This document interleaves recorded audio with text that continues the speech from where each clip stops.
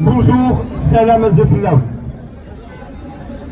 Ce qui est sûr, c'est que l'Algérie, après le 22 février, elle ne sera plus celle d'avant, cette date, c'est sûr.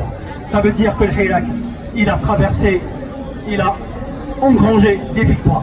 Alors, nous devons réfléchir sur un plan, nous devons réfléchir avec un plan de vol. Ne pas réfléchir, aller comme ça, à vue. Alors, il y a trois questions qui peuvent revenir à tout moment. Nous voulons quoi comme Algérie pour demain? Deuxième question, comment nous voulons bâtir cette Algérie? Et comment nous voulons qu'elle soit?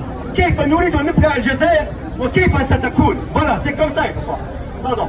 Alors, les 20 ans de Bouteflika, c'est des 20 ans pour les synthétiser assez rapidement. Ce qu'on appelle le bouteflikisme.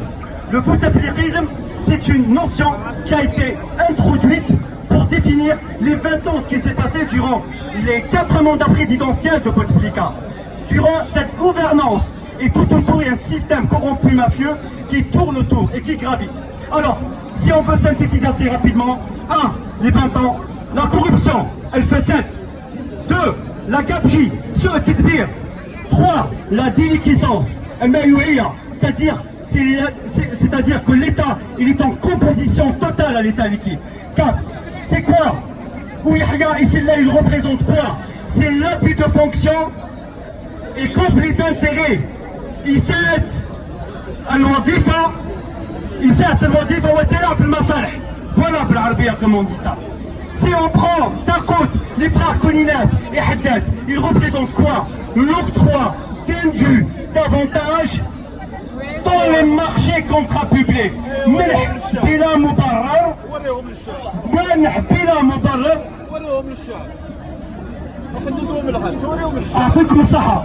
Tous ces gens-là qui sont en prison, est-ce que c'est un gage de sortie? Est-ce que c'est un gage de portoire? Ce n'est que la poudre aux yeux. Nous devons réfléchir davantage. Alors, sans émergence, il n'y a pas de souveraineté nationale si vous n'avez pas la souveraineté économique. On a beau à dire, nous sommes souverains chez moi, chez nous, mais si nous dépendons économiquement des autres, on n'a plus cette souveraineté économique.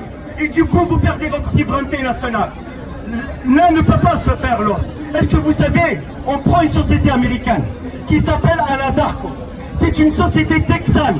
Quand elle est arrivée en Algérie, elle était comme ça, frère, minuscule. Après des années, elle s'est enrichie. Elle est devenue un géant. Et vous savez qu'est-ce qu'elle fait? Elle négocie avec le gouvernement algérien pour vendre 30% de ses actifs à Total. Le gouvernement algérien, il est coincé. Parce que je ne sais pas ce qui s'est passé, je ne sais pas qu'est-ce qu'ils ont fait, je ne sais pas comment ils ont planifié leur contrat. Donc, un jour, dans la Constitution, nous devons inscrire